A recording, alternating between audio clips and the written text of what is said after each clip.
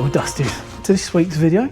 So, a bit of a crap one. It's not going to be a huge long video, but this week we have got, if I put you up there, for the older person in this room, Burlington toilets. Now these are the high cistern toilets that most you youngsters wouldn't have seen.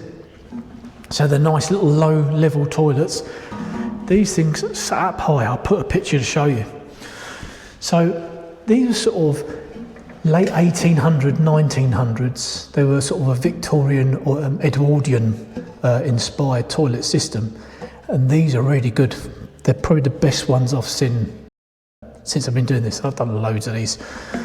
They're cast iron and they're called a bell system. So inside, you've got this pipe where the water goes out that sits in the bottom, and this bell sits over the top. And when you flush the toilet with a massive, great long chain, normally to a couple of pulls, this would pull the water up, overflow into the pipe, and then it would siphon out.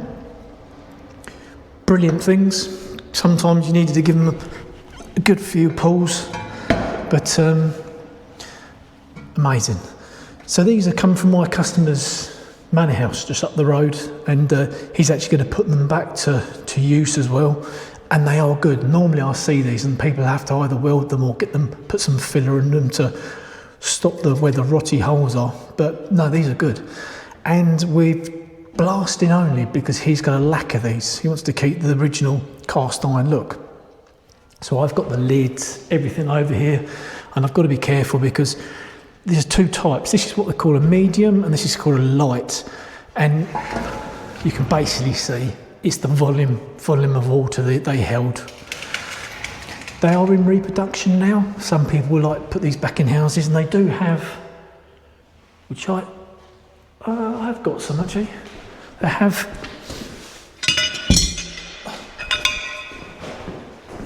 these brackets they sit on. Then we've got a lid and the cantilever arm we've got to do. We've also got, these are cool, some room service bells. Got 2 or 3 of these to do as well. Again, we're just blasting them back. I'd imagine this is brass or bronze. This is just going to be a light steel, I would think.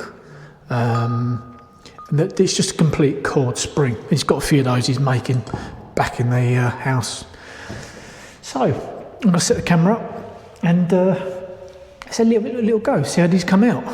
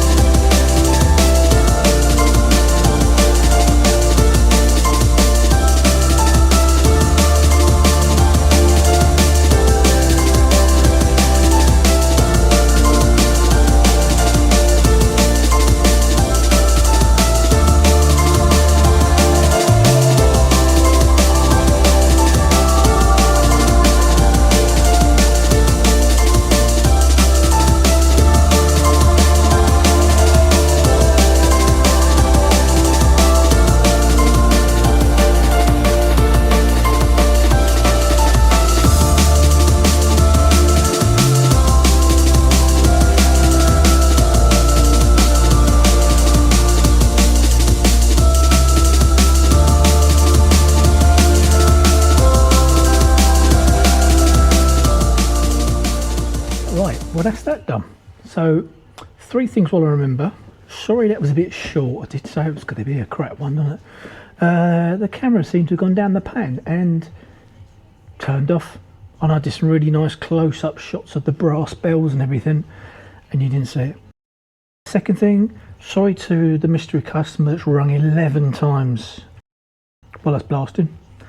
Didn't answer phone because I was blasting, but it must be important because it's rung 11 times, but that's 11 times on each number, and he hasn't left a message.